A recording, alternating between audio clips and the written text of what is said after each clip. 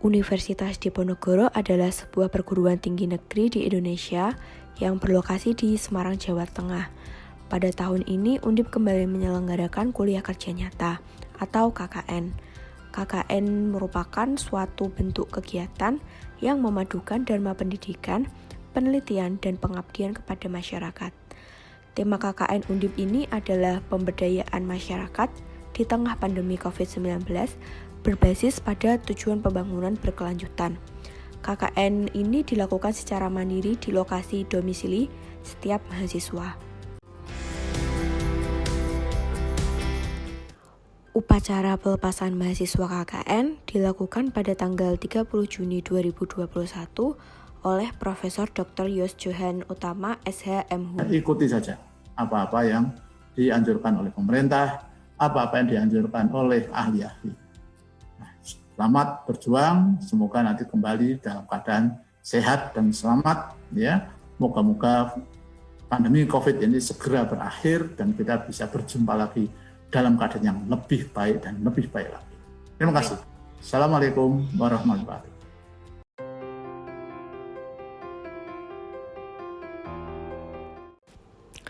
Berdasarkan data dari Dinas Kesehatan Kota Jepara, jumlah kasus COVID-19 pada minggu pertama KKN meningkat cukup besar. Wawancara yang dilakukan pada petinggi dan perangkat desa Walahan didapatkan mayoritas masyarakat susah untuk menaati protokol kesehatan. Dalam pemakaian masker, tidak banyak dari mereka menggunakan masker dengan cara yang salah. Masyarakat menggunakan masker hanya untuk menutup mulut saja atau diletakkan pada dagu. Pada survei di pusat perbelanjaan, masih banyak yang berkerumun dan tidak menggunakan masker. Tidak juga memperhatikan jarak.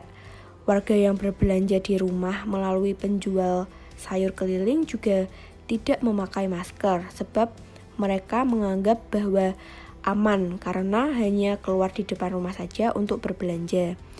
Jarak antar orang juga tidak diperhatikan ketika berbelanja, baik di pasar maupun di penjual sayur keliling.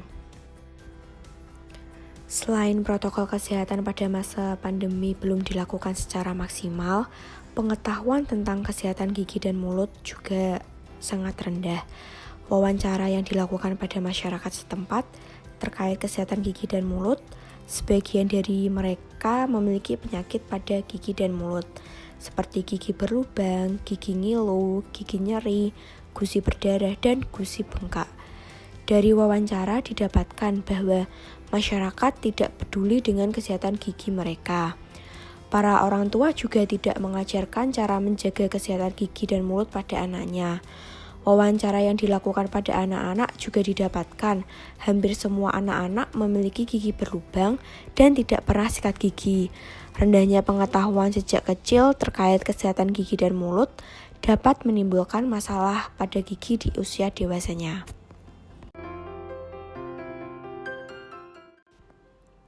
Walahan adalah desa di Kecamatan Walahan, Jepara, Jawa Tengah, Indonesia. Desa Walahan ini juga disebut desa Cina karena di desa Walahan banyak warga etnis Cina. Ada juga yang berdarah campuran Jawa Cina. Walahan adalah desa juga merangkap kecamatan di Kabupaten Jepara yang terletak di perbatasan Kabupaten Jepara dengan Demak yang dapat diakses melalui jalan utama yang menghubungkan Jepara dengan Demak. Desa Walahan ini terbagi menjadi 4 RW dan 24 RT. Desa Walahan memiliki 4 dukuh yaitu Dukuh Berondongan, Gelodokan, Temenur, dan Pecinan. Batas wilayah dari Desa Walahan, sebelah utara ada Desa Gedangelo, selatan ada Desa Gedangan, sebelah barat ada Desa Bugo, sebelah timur ada Desa Ketileng Singalelo. Mayoritas penduduk dari Desa Walahan bekerja sebagai pedagang. Kawasan Walahan cukup ramai dikarenakan adanya pusat perbelanjaan seperti pasar, toko bangunan, toko listrik, minimarket yang kebanyakan berada di Kelurahan Walahan. Selain itu, Kelurahan Walahan juga terkenal dengan kelenteng tertua di Indonesia yang bernama Kelenteng Tian Siang Ti. Terdapat 2 kelenteng Dewa Lahan, yakni Kelenteng Dewa Langit dan Kelenteng Dewa Bumi. Kelenteng Dewa Langit diyakini merupakan pusat perdagangan dengan ditandai adanya pasar yang terletak di dekat kelenteng. Sarana yang terdapat di Desa Walahan terbilang cukup banyak. Terdapat 2 masjid, terdapat juga musola di tiap-tiap RT. Selain masjid dan musola, terdapat pula sarana lain, seperti Polsek Walahan, kemudian ada puskesmas dan sekolah, dari mulai PAUD sampai jenjang SMA. Kemudian ada juga 1 pasar, 1 terminal, 2 lapangan sepak bola, dan 1 gor, dan lain sebagainya. Sebelum melakukan program kerja, mahasiswa mengurus perizinan ke pihak kecamatan dengan Ibu Camat, Ibu Sundari, kemudian ke kelurahan dengan Bapak Petinggi, yaitu Bapak Jarjes, kemudian ke Ketua RT dengan Bapak Maskuri. Setelah itu dilakukan persiapan dan pelaksanaan survei. Survei dilakukan pada masyarakat sekitar, kemudian masyarakat di pasar dan petinggi serta perangkat desa. Kemudian dilakukan pembuatan poster edukasi mengenai protokol kesehatan dan pemeliharaan kesehatan gigi dan mulut, kemudian dibagikan secara online dan juga offline kepada warga RT 6 dan RW 2. Kemudian persiapan keperluan untuk program edukasi. Yang pertama ada persiapan botol dan refill dari hand sanitizer, serta pembuatan stiker logo hand sanitizer. Juga ada persiapan sikat gigi dan pasta gigi yang kemudian nantinya akan dibagikan kepada warga RT 6 RW 2. Pada KKN ini ada program kerja dari kelurahan, yaitu tracing COVID-19. Pada kegiatan ini, kita tim KKN membantu penyaluran bantuan kepada warga Desa Walahan, memberikan edukasi terkait protokol kesehatan dan himbauan untuk melakukan peraturan PPKM.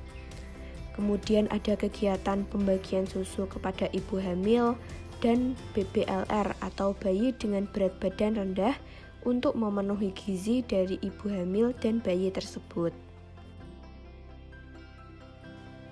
Program kerja pertama saya yaitu edukasi protokol kesehatan yang dilakukan secara offline kepada warga RT 6 RW 2. Penjelasannya menggunakan poster, kemudian dilakukan diskusi dan sharing terkait keluhan dan masalah yang dikeluhkan oleh warga.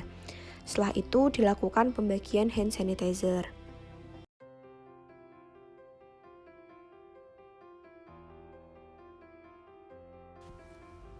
Program kerja kedua saya yaitu edukasi mengenai pemeliharaan kesehatan gigi dan mulut secara online kepada Ibu PKK melalui grup WhatsApp.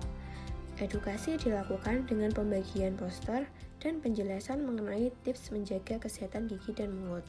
Kemudian dilakukan diskusi dan sharing terkait permasalahan yang dikeluhkan.